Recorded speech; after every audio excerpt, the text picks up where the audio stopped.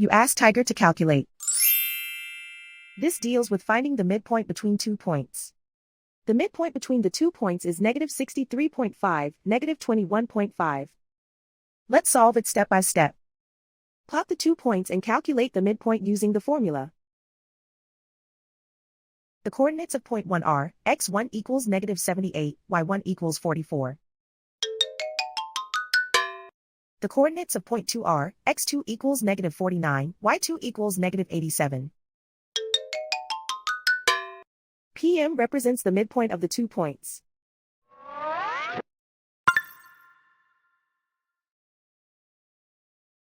Use the x values in the midpoint formula to find the midpoints x. x1 equals -78. x2 equals -49. Simplify the arithmetic.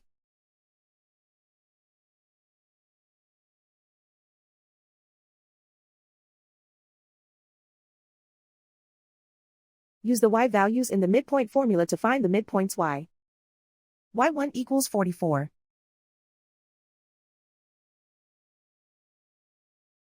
y2 equals -87. Simplify the arithmetic.